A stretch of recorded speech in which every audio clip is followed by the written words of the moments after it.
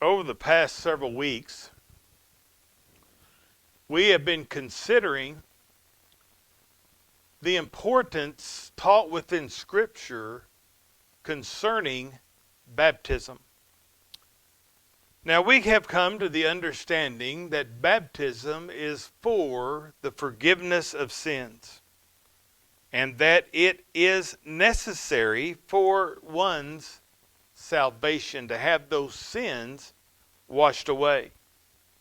Last Lord's Day morning, we talked about the thief on the cross, and I encourage everyone, if you have not seen that video, to go back and to watch the video concerning the thief on the cross, because it is evident that this individual was saved before the commandment to be baptized for the forgiveness of sins was given after Jesus' death on the cross, and that he was saved before that under the old covenant. The new covenant had not come into force. So utilizing the thief on the cross as a proof that baptism is unessential is ridiculous in reality. It doesn't work because it was something else. Another occasion that people struggle with because of man-made theology or ideology is the example of Cornelius and his household. Now, we understand that the Spirit came upon Cornelius and his family before they were baptized. And the Spirit falling upon them in some people's minds was evident that they were saved. And there are those who teach that one believes in Jesus, that one can be baptized, but they're not saved unless they can manifest some miraculous ability. And only at that manifestation are individuals saved.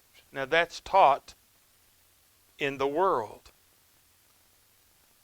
I want us to consider today what happened at Cornelius's household. And when were these people, big group, large group of people, when were they saved? So let's begin talking about the events of this conversion.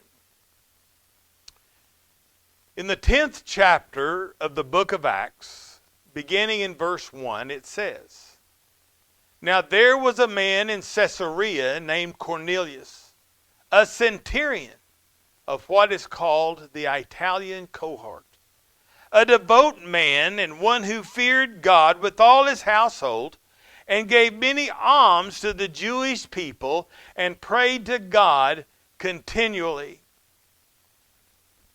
Cornelius was a very religious Gentile. Key factor here. He was not a Jew.